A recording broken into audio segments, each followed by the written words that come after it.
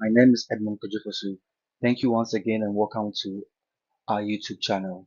We'll kindly admonish you to subscribe, like, and then leave your comments. And then if you also have any topics you want us to engage with, you can also write to us. And then these topics are the backdrop of some students also reached out to us on some concepts which they want to understand. So we seek to actually explain and elaborate upon this in terms of social contract, tradition, and other concepts that are attached to this. Learning objectives are guided by the concept and some of these areas in which was sent to us by two students to actually touch on them and then elaborate and explain better for them to understand. So we'll be distinguishing between contractualism, and then also we'll deal with also contractualism and then explain the premises of each. We'll identify the benefits, which is the dividends of both, and where we'll define the social contract itself. We'll talk about also how it applies to applies to the teleological thinking, and then we're going to look at social contract in terms of Thomas Hobbes, John Locke, Rousseau. Be rest assured, we'll cover in terms of its state of nature, property, the rights and inequality pertaining to different which of these scholars as and when we go on. So please try and then follow along and then catch your breath, and then by the time we'll be done, you get the entire concept. So as you see over here, which is the first one on my left, which you see a handshake. This seeks to represent contractarianism, where you see people cooperate between themselves, that mutual benefit, that like in the form of making a deal. We'll go and talk about this better in the subsequent slides. And then when you see the scale over there, it's representing the fact of contractarianism, where people are moral equals, and then the rules must be what, fair and just to everyone. Yeah. First question I would want us to ponder over or think about, we ask ourselves this particular simple is that why do people obey rules? Is it because it benefits them, or because it is the fair thing to do? That is when we find ourselves with these two traditional concepts, contractualism and then contractualism, which seeks to let us understand this particular question I am seeking to answer or throw across or for us to ponder over. So, starting with contractualism, you realize that this is a theory that is more espoused by Hobbes and then Gauthier.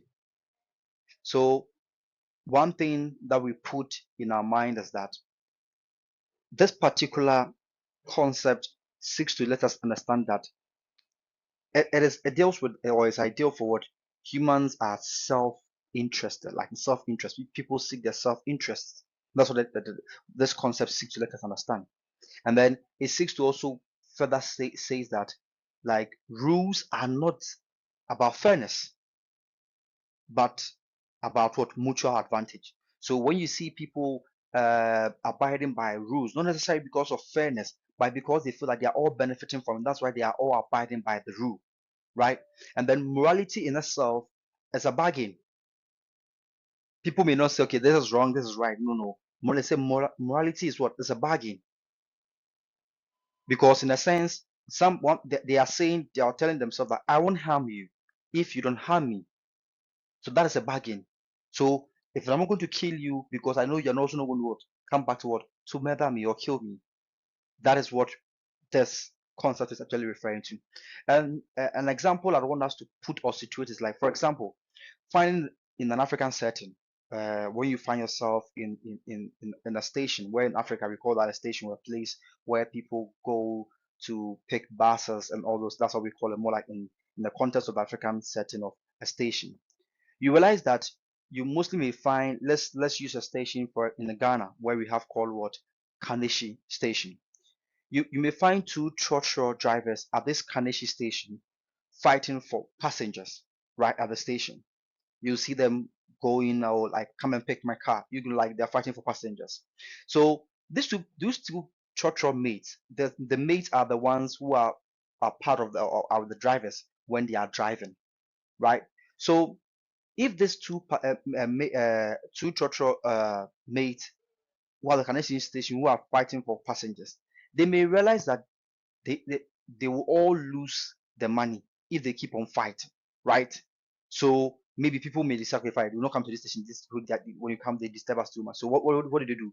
So they make a deal to share the station what fairly. Okay, so I'll position myself here at this left corner juncture. You to be at the right corner juncture. So they are doing that because they realize that if they don't do that, maybe they'll all lose the money. So for mutual beneficial advantage, then I'll be at left, you be at right. It's mutual. Yeah, one place to the station. I'm also at one place to the station. So whoever comes and who enters and want to pass you or come to your station, the person comes. So this is not this thing I've said right now by this example I've given or this scenario at the station. This is not because they love justice, or but it is because of what the benefit for both of them. That's what they are looking at over here. And then looking at contractualism, which has to do with from Immanuel Kant, Rawls, John Rawls, and then J.J. Rousseau. So they are also of the idea that humans are moral equals. Humans are moral equals. So rules are what are valid only if they are justifiable to everyone, even the weakest. So to them, it says that morality is equal to fairness and respect.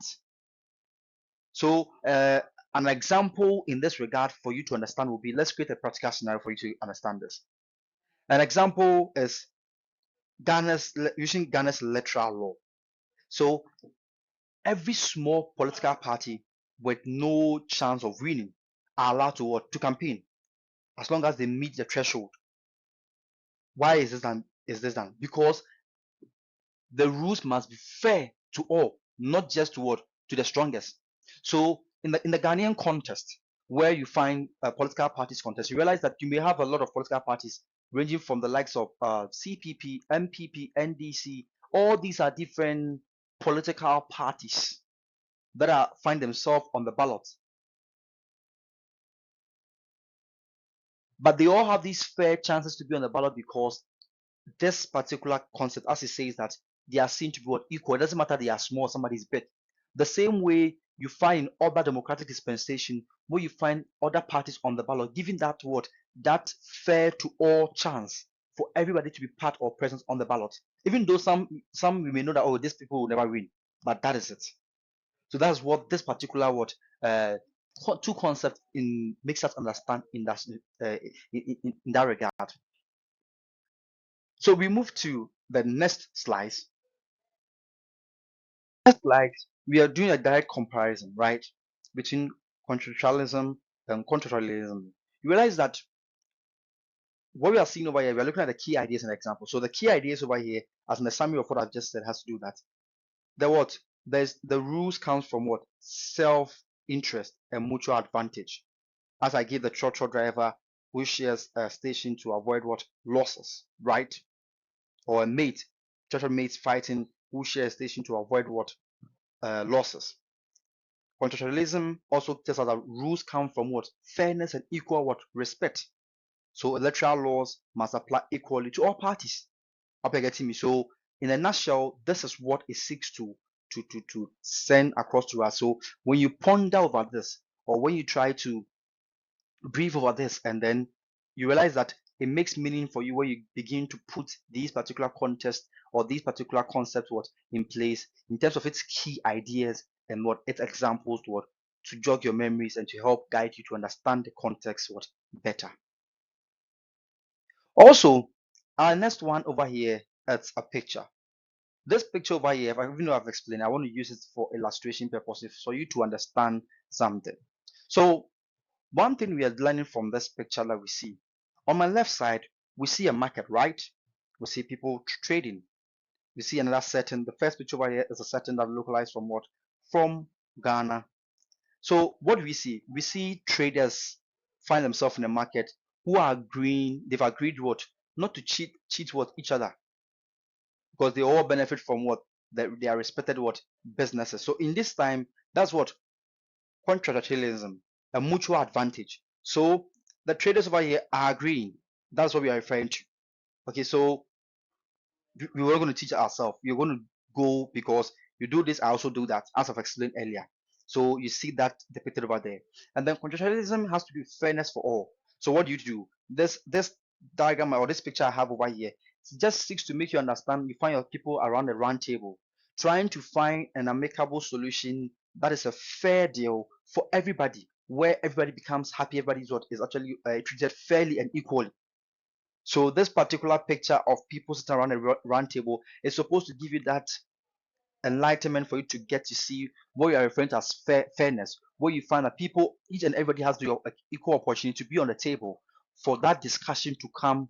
So for people to end up at a fair, amicable what decision, right? That will actually be what appeasing to all parties. So contractualism has to deal with what is a deal. We are doing what? A deal. A deal. So with that particular one, I'm showing the marketplace, it's the deal. The Trotro driver, if you remember, that is a deal. The contractualism has to do with what? Fairness. We are sitting over a table. We are discussing, okay, if don't let, okay, this will be a fair thing for all of us. So that's what? Fairness. So you put these two words at the back of your mind to guide you to understand this particular concept. Moving forward, where we want to look at the premise and then the dividends. The dividends made the benefit, the dividends, the benefits of each word tradition over here. So we'll look at all these. Where the premise of it, in terms of these two, contractualism has to do with like humans act from self-interest. Cooperation only if what beneficial. I hope you're getting me. Only if beneficial. So, for example, you find that in a court, the court system, where people may want to find, they go into the agreement and they sign an agreement. Okay, fine. I will do this, and you give me 10,000. You also do this, and I give you 10,000. And then the institution of maybe a court becomes a witness to that, so that none of them have to break that particular contract. I hope you're getting me. So that is it. And then the premise for the contractualism has to do with that humans are moral equals, rules valid only if justifiable to all. So the rules over here are just are valid if it's all justified to all, everybody. And the dividends over here has to do with the fact that it produces stability and order. So because these two Trotro maids that we've spoken about, right, or these two Trotro drivers, what if they were fighting? Because they have agreed that one is going to be here, one is going to be here, we're all going to benefit, and somebody will get some of the customers, you also get some.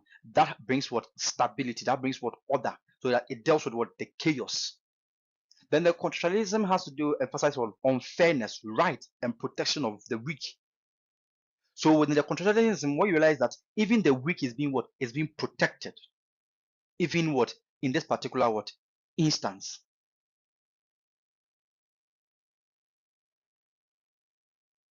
I hope you're getting me. So to put the contractualism in the first premise that we're discussing here, to in context for another example for the first one, for you to understand is that, for example, in a busy marketplace like Accra, as I showed, these two sellers agreeing on or on a price to avoid undercutting of each other. So when I say they agree on the price, okay, this one says, okay, fine. I'm selling my tomatoes for 10 cedis, 3 for 10 cedis. Okay, you're also selling your tomatoes 3 for 10 cedis. This is to avoid the fact that maybe the other woman will go and sell his own for 5 cedis or 2 cedis. I hope you're getting me. So if one cheats, trust breaks down. So they need rules. So you realize that there will be a market authority to enforce that order. So with when you go to the market, you realize that you have market queens. In the African settings, we have the market queen who is there to make sure that people are abide by what you do. So if you say maybe they are selling 10 pieces of plantain for, let's say, an equivalent of $1 or $2, which is an equivalent of the CD of maybe, let's say, 10 cedis. It means that you are all going to what? Sell under that. That is the what? The contractualism. Hope you're getting me. Which has to deal with the fact that we only cooperate when it benefits what? It's beneficial to what? To us. And then the contractualism also has to do with the fact that we are saying that humans are moral equals, and the rules are only valid if they are justified to everybody, as I said earlier. And then, for example, you find that the Ghana Supreme Court will ensure that the law passed by Parliament must what? Respect the Constitution, even if majority wants something, and it must be fair and justifiable to all. So we realize that, for example, if Parliament decides to maybe pass a law that may infringe on the fundamental human rights of people, we realize that maybe if that case is sent to the Supreme Court may make a ruling saying that no, this is what goes against the foundations of the Constitution that seeks to protect the fundamental human rights of every citizen of Ghana. Likewise, you find the apex court of the United States would also may have to bring out ruling where they will feel that, okay, fine, these particular rules that already are in society actually is not fair and just. So that is also part of it. So there's an example for you to just understand that from that particular context. So that is it. And look at the dividends I've spoken about already. Just giving you another example. When the driver or drivers decide to follow traffic lights, it's not because they love the rules or they like seeing the red go green or the signage on it taking notice of everything, but because it prevents accidents. And this is as a result of what order on the road. So that is what contractualism. And then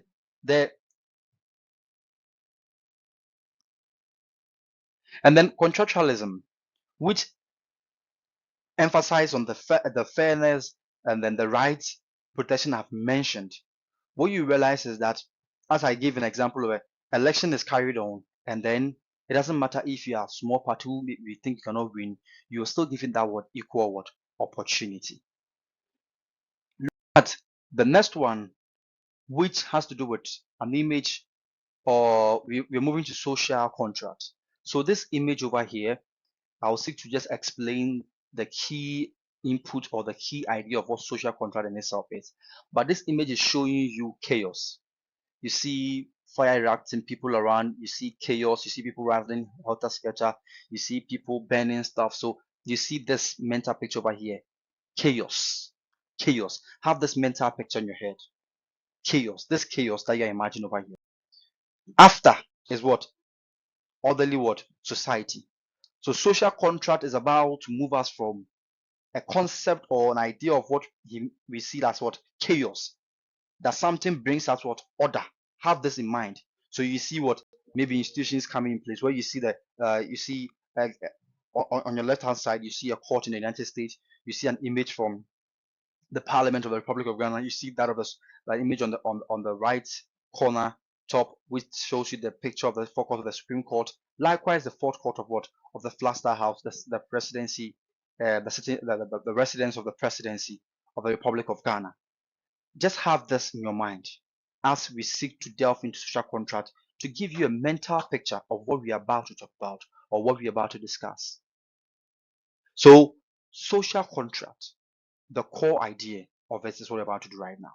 And that picture you saw over there is just continue to have that mental picture over you as I seek to. So the social contract theory is a broad class of theories that use the idea of a contract or agreement to explain morality and politics. Right? So the social contract theory is the core idea of it in itself has to do with our morals and political obligations that comes from agreement or the contract. I hope you're getting me. So something actual, something maybe hypothetical, that rational people make in order to to live together in a society. So for you to understand what you just saw, which you see, you saw some chaos, you saw some after, you saw some order as we are talking about. So for you to understand why it matters, you ask yourself, why social contract? What does it matter?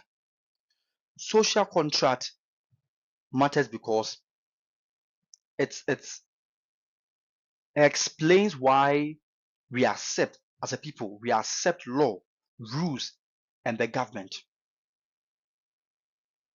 Because in this regard, we agree to give some part of our freedom in exchange for what? For protection, security, and order. So without this agreement between us, or this contract, life is insecure.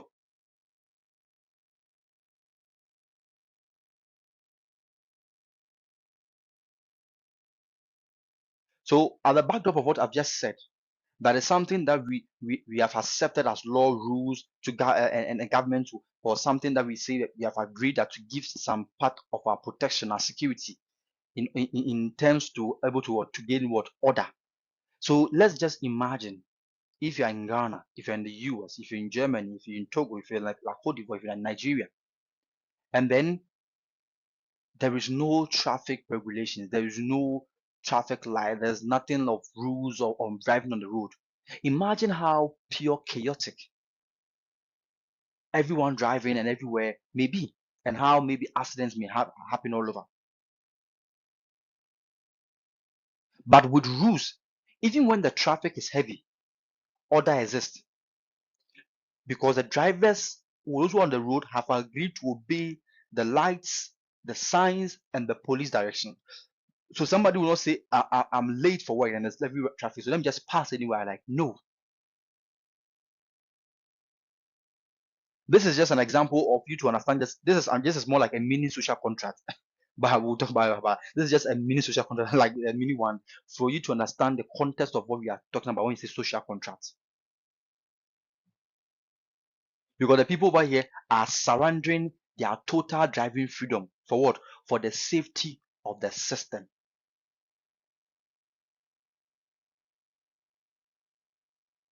So you realize that you are asked, pay tax.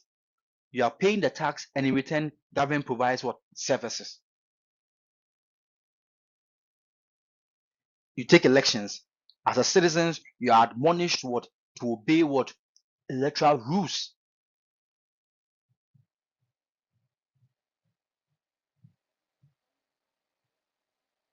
So that you're able to get that fair process. That's how it is. So this is, we'll go to social contract in terms of what each scholar says, but this is just a point that makes you understand the basics or what social contract in itself means. As you see, the first picture on my left side, you see people in the room engaging, having to engage social contract. And the picture you see here, he said, you don't kill me, you don't kill me, I won't kill you. You see, this is something. So they are agreeing on something. So that is how it is. And then we'll go into social contract deeper in our next slides. So this is it for what we've done. And then this is the part A. We're doing part B. And then we'll also look at